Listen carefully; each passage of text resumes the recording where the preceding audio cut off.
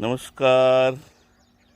आजीबरोबर आलेलो आहे फिरायला सकाळी सकाळी आणि मस्त मस्त लोशिंग्याची यात्रा झालेली आहे. देवीचं दर्शन घेतलेलं आहे आणि गोडी शेव जिलेबी आणि मग भत्त्यावर ताव मारलेला आहे आणि मग छान छान यात्रेचा आनंद घेऊन आज निघायचे नाशिकला.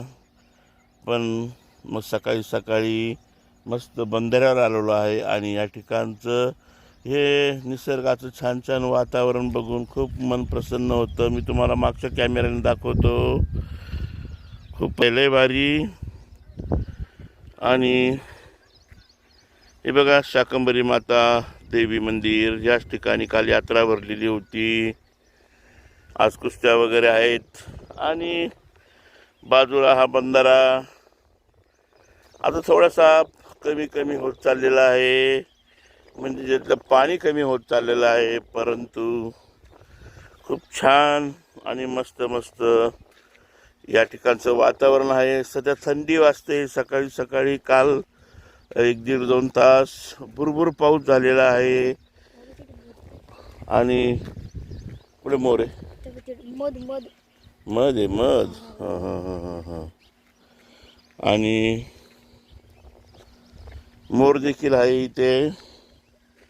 आणि थंड पाऊस पडल्यामुळे गारगार या ठिकाणी जणू शिमला मनालीला आल्यासारखं छान छान वाटतंय. अतिशय छान असं निसर्गाच्या सानिध्यामध्ये लय भारी. खूप खूप छान छान वाटतंय. मोठ्या प्रमाणात कांद्याची शेती आहे. अजूनही 2 दिवस पावसाचे सांगितलेले आहे.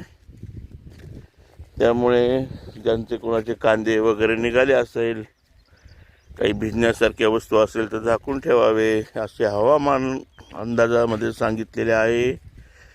खूपच भारी आहे, लय भारी. छानसा हा व्हिडिओ ब्लॉग मी आपल्यासाठी पाठवलेला आहे. ही कुठली तरी झाडे बघा, बारीक बारीक पालाची, थेट इथून तिथून बंधाऱ्यावर लावलेली आहे. आणि छान वाटतं, छान मस्त मस्त. मोर गागतोय.